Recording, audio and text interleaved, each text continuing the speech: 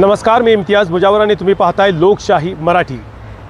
Iran आणि Israel अमेरिकाचं युद्ध पूर्णतः आजचा 16वा दिवस असतानाच संपूर्ण सातारा जिल्ह्यात याचा भडका मोठ्या प्रमाणात या ठिकाणी उडाला असल्याचं नेमकं कारण म्हणजे असंच की तो भडका आहे गॅसच्या कमतरतेचा।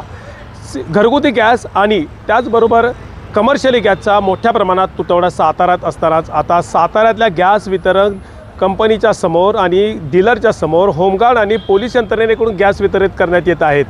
सर्वसामान्य नागरिक आता सध्या रमजानचा महिना आहे, तर गुढीपाडवा त्याचबरोबर सण सराई असतानाच गॅसचा तुटवडा मोठ्या प्रमाणात होतोय। गॅस बुकिंग करून सुद्धा अद्यापही त्यांना सर्वसामान्य नागरिकांना गॅस मिळत नाही, कारण बुकिंगचा नंबरच लागत नाही आहे। त्यामुळे आता गॅस वितरकाच्या आणि डीलरच्या दुकानाच्या समोर पोलीस आणि होमगार्डच्या उपस्थितीमध्ये गॅसचं वितरण होत आहे।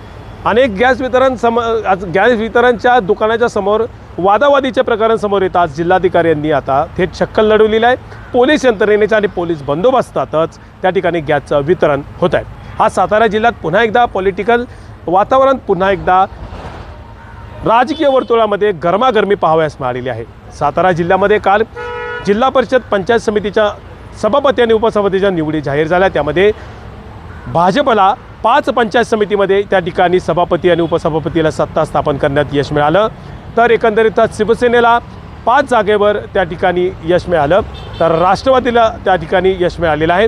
एकंदरीतच आज शिवसेनेचे नेते अंकुश कदम यांनी शिवेंद्रसिंह राजे भोसले आणि शशिकांत शिंदे यांच्यावर निशाणा साधत जावळी पंचायत समितीमध्ये जे सत्तांतर आणि नाट्यमय घडामोडी घडल्या त्याच्यावर चांगलीच पत्रकार परिषदेमध्ये घेऊन टीका केलेली आहे। एकंदरीत सातारा जिल्ह्यामध्ये आज राजकीय वातावरणासह संपूर्ण गॅस वितरण होमगार्ड आणि पोलिसांच्या बंदोबस्तामध्ये त्या ठिकाणी गॅस वितरण करण्याचं आज नाट्यमय घडामोडी घडलेल्या आहेत। इम्तियाज मुजावर, लोकशाही मराठी, सातारा।